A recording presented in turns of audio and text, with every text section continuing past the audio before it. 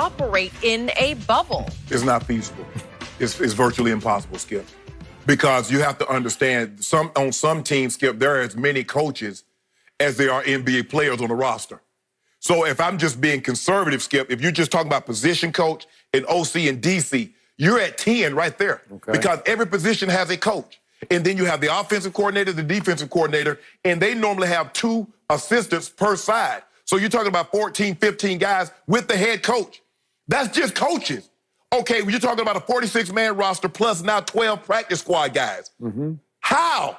For 5 months? For 5 months, Skip, with 32. So unless you're going to say, hold on, I don't know if you're going to make Cincinnati, you're not going to make the playoffs. This team, because you know what the NBA doing, Skip? Yeah. They took the playoff teams and the teams that are within 3-4 games. Yep. So they took 22 of 30. So what are the NBA, NFL going to do? Take 16 of 32? Say the rest of y'all weren't going to make it anyway and bring them down. So if you were to take the same amount of people that the NBA is taking down for an NFL, Skip, you're talking about 6 teams. That's it.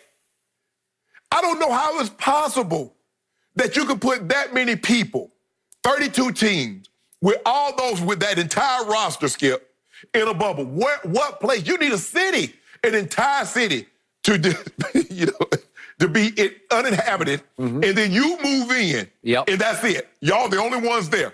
And then what are you going to do with games, Skip? Okay, you got 16 games in the course of a week. Are you going to play 2 to 3 games a day? Because that's what it's going to take, Skip, to fulfill the obligation. I don't know how you do this, Skip, under the circumstances. And you look at Florida. Skip, Florida look like it's becoming the new epicenter. They got 3 teams in Florida. Texas is rising. Carolina is rising. Texas got 2 teams. Skip, I don't know how they pulled this off. And I think what's going to happen, Skip, it's basically you just throwing caution to the wind. Is that, look, it's going to happen because you see the University of Texas had, 10 players get it. They did. You see these NFL players. Well, the Texans had an outbreak, and the Cowboys had a little outbreak, and now I heard Tampa had an assistant coach test positive. Skip, I'm going to be honest, Skip. I don't know how they're going to do it. I think the NFL is going to play. They're probably not going to have fans. Yeah. But, Skip, I don't know how. You can't pull damn near 3,000 people off in a bubble. I just don't know how you do it, Skip. And then you got to have that's just, Skip, that's just the players and the coaches. What about the training staff? You got to have them. What about the team doctors? I don't know how you, Skip, I will be honest. I don't know how, if the NFL can pull this off, but I don't think they can do it in a bubble. They just got to say, guys, and you're gonna have to allow them to have expanded rosters, because can you imagine if Aaron Rodgers or Tom Brady came down with this thing on a Thursday or Friday? You got to have the ability to just to go grab people, Skip. Yep. So I'll be the first to admit the words from Dr. Fauci were like fingernails on my chalkboard, because I didn't want to hear it. No. Because I want it to be back so badly. And just when I think it's okay, it's not okay. No. And the good doctor says, unless players are essentially in a bubble, it would be very hard to see how football is able to be played this fall. That's quote unquote.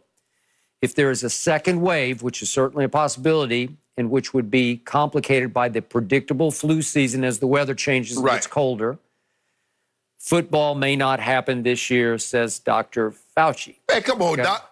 Come on. You were talking about a buzzkill. Yeah, he don't give you no real hope. Wow. Come on. Give us a little glimmer of hope, a little tiny light at the end of the tunnel.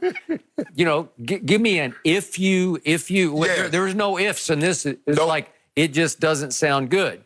So as Jenny pointed out, the chief medical officer of the league of the NFL, Dr. Alan Sills, responded, we are considering a bubble. What?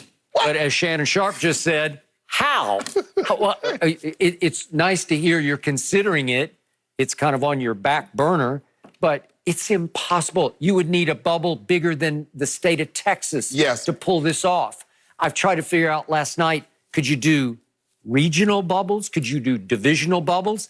Well, this league plays each other from coast to coast. Right. You can't have a bubble. How many football stadiums are in a bubble? It's okay at the wide world of sports at Disney World in Orlando. You got multiple basketball courts because they're contained, they're smaller, so you can get away with it in confined space. Right. you can have a captive audience. But how many football fields can you put into a bubble where they already exist? Well, you'd have to build the bubble. And the thing is, Skip, okay, they taking 22 teams. They say you can have a max of 35 people. So you're looking at what, 600, 650, maybe 700 tops. And you would expand it to guests after one round of the playoffs. Right. Then each team could have up to 17 guest rooms, so each player could get a guest room. Right. But once you brought those folks into the bubble, they can't leave the bubble either. So you got 27. This is a rough estimate. If you just do 85 times 32, that's 2,720 people, Skip.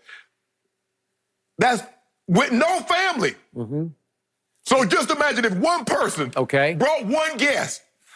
So what bubble? Okay, and remember, the NBA's is going to be a